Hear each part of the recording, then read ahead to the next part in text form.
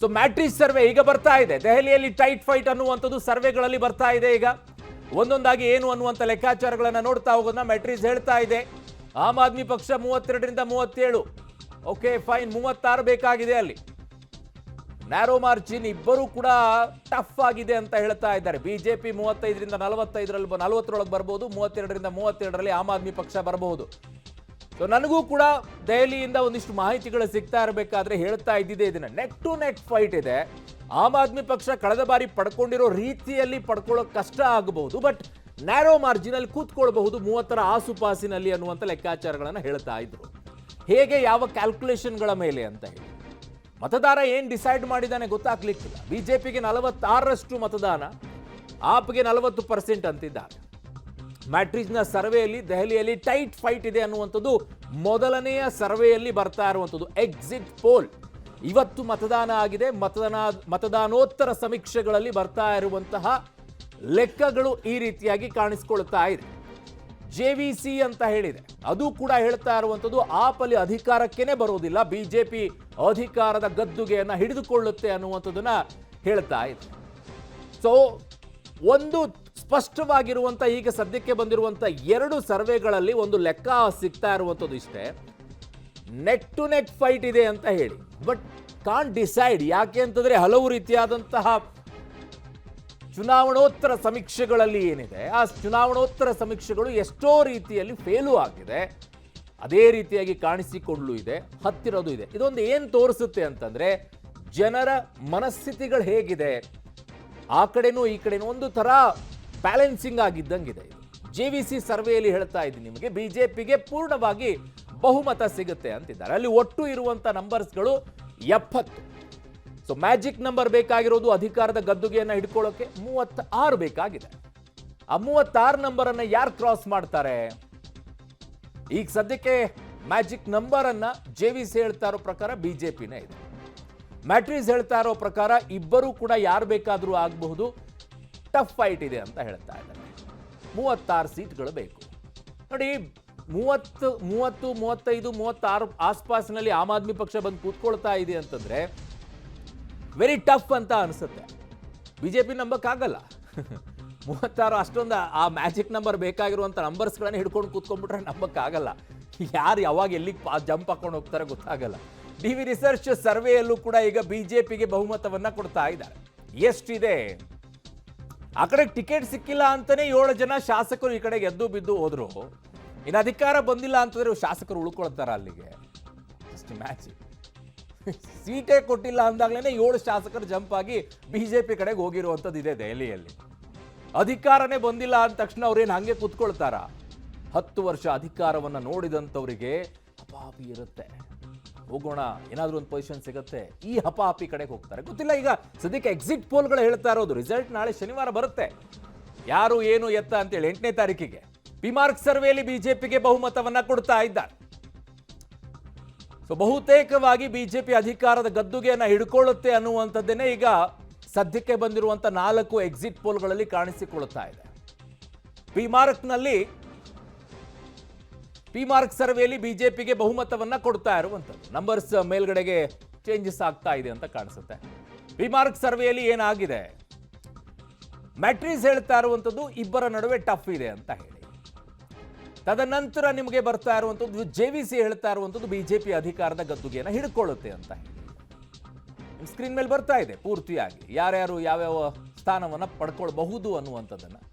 People's insight ಹೇಳ್ತಾ ಇದೆ ಆಮ್ ಆದ್ಮಿ ಪಕ್ಷ ಅಧಿಕಾರಕ್ಕೆ ಮತ್ತೆ ಬರಕ್ಕಾಗಲ್ಲ, ಬಿಜೆಪಿನೇ ಅಧಿಕಾರದ ಗದ್ದುಗೆಯನ್ನು ಹಿಡ್ಕೊಳ್ಳುತ್ತೆ ಅಂತ ಹೇಳಿ. ಸೊ ಚಾಣಕ್ಯ ಸ್ಟ್ರಾಟಜಿಯಲ್ಲಿ ಬಿಜೆಪಿಗೂ ಕೂಡ ಬಹುಮತವನ್ನ ಕೊಡ್ತಾ ಇದೆ. ಚಾಣಕ್ಯ ಸ್ಟ್ರಾಟಜಿಯಲ್ಲೂ ಕೂಡ ಬಿಜೆಪಿಗೆ ಬಹುಮತ 39ರಿಂದ 44 ಸೀಟ್ಗಳು ಬರಬಹುದು ಅನ್ನುವಂಥ ಲೆಕ್ಕಾಚಾರವನ್ನ ಕೊಡ್ತಾ ಇದ್ದಾರೆ. ಪಿಮಾರ್ಕ್ ಅಲ್ಲಿ ಮಾತ್ರ ಆಮ್ ಆದ್ಮಿ ಪಕ್ಷಕ್ಕೆ ಲೆಕ್ಕಾಚಾರಗಳನ್ನ ಕೊಡ್ತಾ ಇರೋಂಗಿದೆ ಅದು. ಸೊ ಬಿಜೆಪಿಯಲ್ಲಿ 39ರಿಂದ 40 ಅನ್ನುವಂಥದ್ದನ್ನ ಚಾಣಕ್ಯ ಸ್ಟ್ರಾಟಜಿಯಲ್ಲಿ ಬಿಜೆಪಿಗೆ ಬಹುಮತವನ್ನ ಕೊಡ್ತಾ ಇದ್ದ.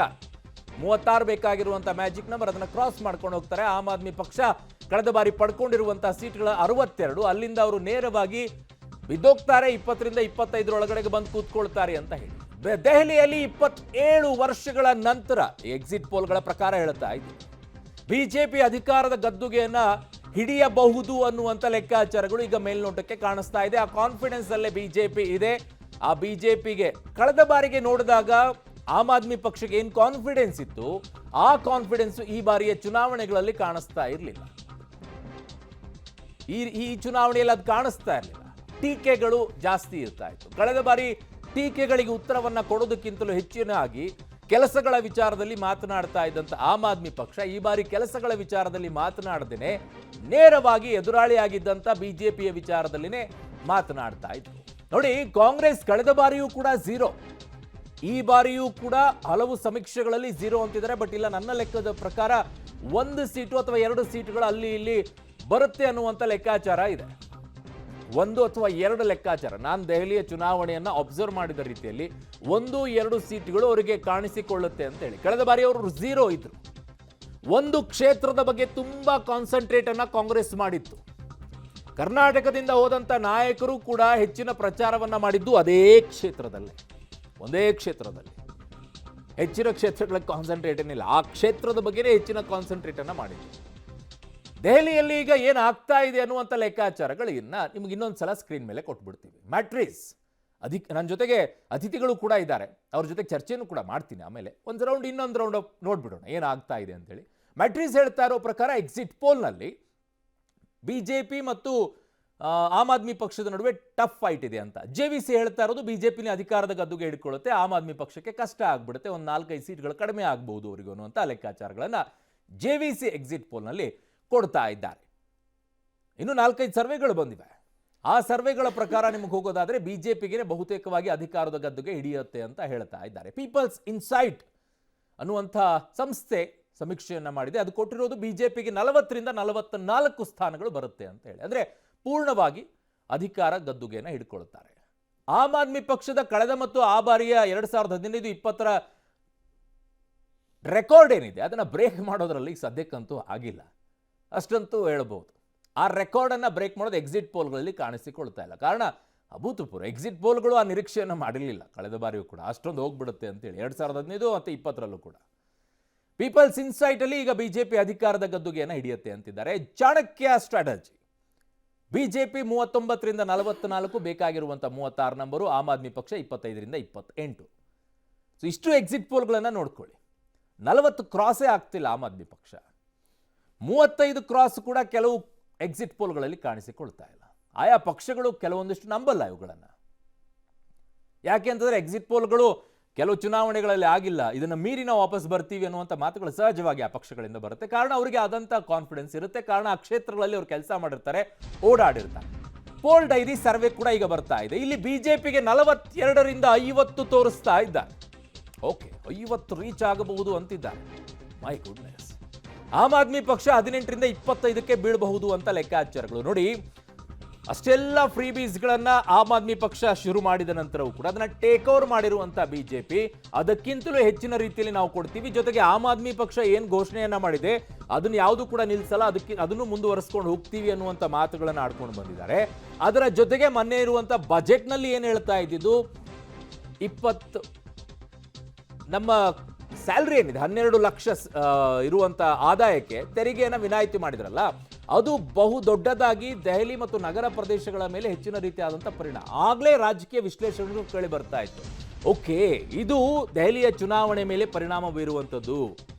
ಕಾರಣ ಅಲ್ಲಿ ಮಿಡಲ್ ಕ್ಲಾಸ್ ಪೀಪಲ್ಗಳು 12 ಲಕ್ಷದ ವಿಚಾರದಲ್ಲಿ ತೆರಿಗೆ ವಿನಾಯಿತಿ ಸಿಗ್ತಾ ಇದೆ ಅಂತಾಗ ಅದು ಬಹುದೊಡ್ಡ ಇಂಪ್ಯಾಕ್ಟ್ ಅನ್ನ ದೆಹಲಿಯ ಚುನಾವಣೆ ಮೇಲೆ ಬೀಳುತ್ತೆ ಅಂತ. ಆ ನಿಟ್ಟಿನಲ್ಲಿ ಏನಾದರೂ ಬೆಳವಣಿಗೆಗಳಾಗಿದೆಯಾ, ಅಥವಾ ಆಮ್ ಆದ್ಮಿ ಪಕ್ಷದ ಮೇಲೆ ಜನರಿಗೆ ಇದ್ದಂತಹ ಆ ವಿಶ್ವಾಸ, ಭ್ರಷ್ಟಾಚಾರ ವಿರೋಧಿ ಹೋರಾಟವನ್ನ ಮಾಡ್ಕೊಂಡು ಬಂದಂತ ಈ ಪಕ್ಷ ಅದೇ ಆರೋಪವನ್ನು ಹೊತ್ಕೊಂಡಿದೆಯಲ್ಲ, ಇವರು ಅವರೇನಾ ಅನ್ನುವಂಥ ಮನೋಭಾವನೆ ಬಂದಿದೆ. ಆ ಕನ್ಕ್ಲೂಷನ್ಗೆ ನಾನು ಈಗಂತೂ ಬರೋದಿಲ್ಲ. ಯಾಕಂತಂದ್ರೆ ಶನಿವಾರ ಬರುವಂಥ ರಿಸಲ್ಟ್ ಮೇಲೇನೆ ನಾನು ಬಿಲೀವ್ ಮಾಡೋದು. ಶನಿವಾರ ಬರುವಂಥ ರಿಸಲ್ಟ್ ಮೇಲೆ ಬಿಲೀವ್ ಮಾಡ್ತೀನಿ. ಪೀಪಲ್ಸ್ ಪಲ್ಸ್ ಸರ್ವೆಯಲ್ಲಿ ನೋಡಿ 51ರಿಂದ 60ಕ್ಕೆ ಹೋಗ್ತಾ ಇದ್ದಾರೆ. ಓಹೋ, ಇರುವಂಥ 70 ಕ್ಷೇತ್ರಗಳಲ್ಲಿ 60 ಸ್ಥಾನದವರೆಗೂ ಕೂಡ ಬಿಜೆಪಿ ಹೋಗಬಹುದು ಅನ್ನುವಂಥ ಕಾನ್ಫಿಡೆನ್ಸ್ ಅನ್ನ ಈಗ ಪೀಪಲ್ಸ್ ಪಲ್ಸ್ ಸರ್ವೆ ಮಾಡಿರೋ ರೀತಿಯಲ್ಲಿ ಬಂದಿರಬಹುದು. ಅವರು ಯಾವ ಕ್ಷೇತ್ರಗಳಲ್ಲಿ ಸರ್ವೆಗಳನ್ನು ಮಾಡಿದ್ದಾರೆ, ಯಾವ ರೀತಿಯಾಗಿ ಇಟ್ಕೊಂಡಿದ್ದಾರೆ ಅನ್ನುವಂಥದ್ದನ್ನು ನೋಡಬೇಕು. ಕಾರಣ ಎಷ್ಟು ತಗೊಂಡಿದ್ದಾರೆ ಸ್ಯಾಂಪಲ್ಸ್ಗಳನ್ನು ಅನ್ನುವಂಥದ್ದು ಬಹಳ ಮುಖ್ಯವಾಗುತ್ತೆ. ಸ್ಯಾಂಪಲ್ಸ್ಗಳು ಎಷ್ಟಿದ್ದಾವೆ, ಯಾವ ಸಂದರ್ಭದಲ್ಲಿ ಮಾಡಿದ್ದಾರೆ. ಆಮ್ ಆದ್ಮಿ ಪಕ್ಷ 10ರಿಂದ 19 ಕುಸಿಯತ್ತೆ ಅಂತ ಹೇಳ್ತಾ ಇದ್ದಾರೆ. ಬಟ್ ಅಷ್ಟು ಕುಸಿಯತ್ತೆ ಅಂತ ಲೆಕ್ಕಾಚಾರ ಡೌಟ್. 10ರಿಂದ 19ಕ್ಕೆ ಹೇಳಕ್ ಬರಲ್ಲ ಜನ ಹೇಗೆ ರಿಯಾಕ್ಟ್ ಮಾಡಿರ್ತಾರೆ, ಯಾವ ವಿಚಾರಗಳವರಿಗೆ ಟಾರ್ಗೆಟ್ ಆಗಿರುತ್ತೆ ಅಂತ ಹೇಳಿ. ಕಾರಣ ಅಲ್ಲಿ ಯಮುನಾ ನದಿಯ ವಿಚಾರ ಬಂದಾಗ ಬಹಳ ದೊಡ್ಡ ಪ್ರಮುಖ ಪಾತ್ರ ವಹಿಸ್ಕೊಳ್ಳುತ್ತೆ. ದೆಹಲಿ ಭಾಗದಲ್ಲಿ ಯಮುನಾ ನದಿಯನ್ನ ಕ್ಲೀನ್ ಮಾಡ್ತೀನಿ ಅಂತ 2015, 2020ರಲ್ಲೂ ಕೂಡ ಅರವಿಂದ್ ಕೇಜ್ರಿವಾಲ್ ಹೇಳ್ಕೊಂಡು ಬಂದರು.